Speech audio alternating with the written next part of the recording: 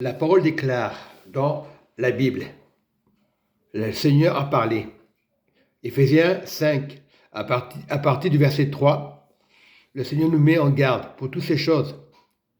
Que la débauche, ni aucune impureté, ni stupidité ne soit pas même nommée parmi vous. Le Seigneur déclare, je reprends, que la débauche, ni aucune plaisanterie, ni stupidité ne soit parmi vous. Et pourtant, on ne le fait pas. Dans le monde, on dit des bêtises, on plaisante, des choses à pas dire. Ça, c'est le monde. Ça, on ne mélange pas les choses de Dieu avec le monde. On est dans le monde. Mais quand on veut marcher vraiment avec Dieu, quand on veut vraiment marcher dans le royaume, la parole déclare, verset 4, quand qui convient à des saints.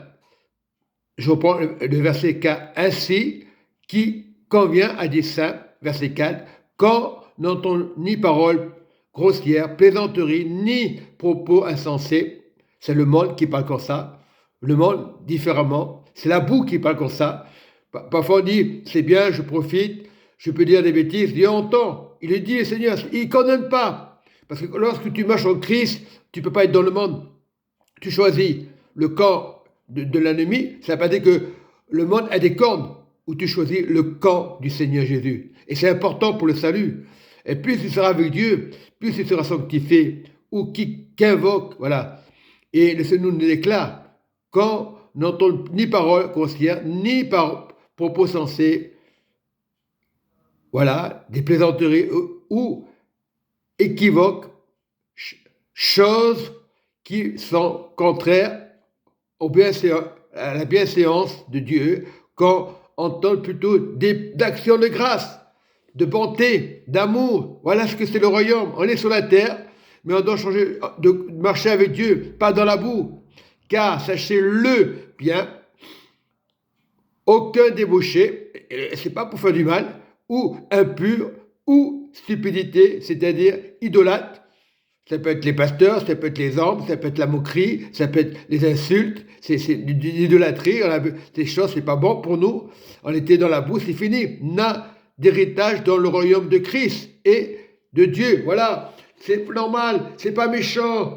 Moi, je préfère aller avec le Seigneur que dire des bêtises toute ma vie. Ah, c'est pas péché. Non, le Seigneur ne te condamne pas. Tu as un choix à faire. Ou tu vas côté gauche, ou tu vas avec Dieu. Et on dira ça aux personnes, oh il est fou, lui, il ne sait pas profiter de la vie, il ne sait pas plaisanter, ça c'est le monde. Moi j'étais pareil. C'est des idées conçues du monde. Mais le salut c'est différent.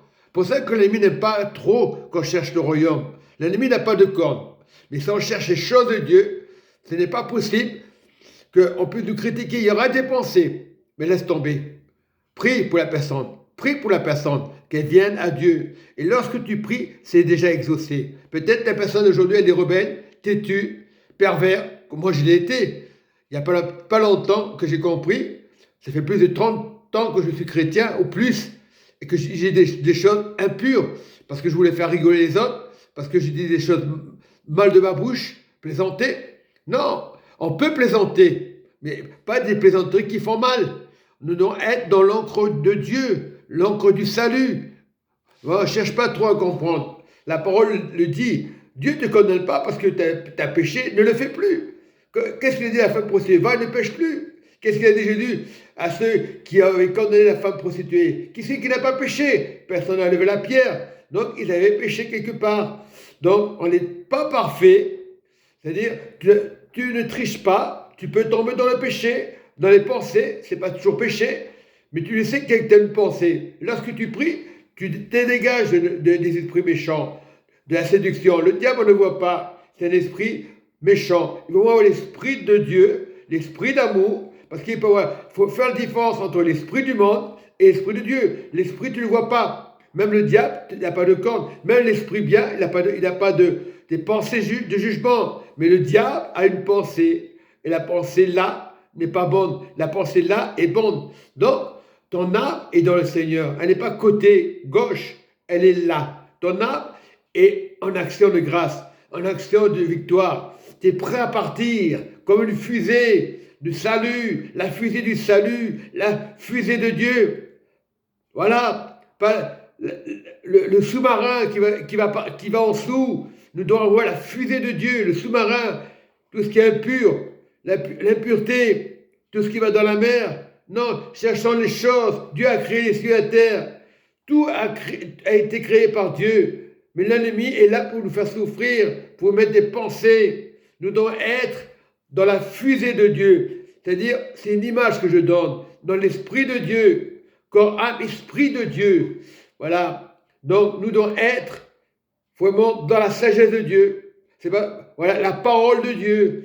Tu peux avoir des versets dans la Bible, n'importe qui peut se servir de la Bible.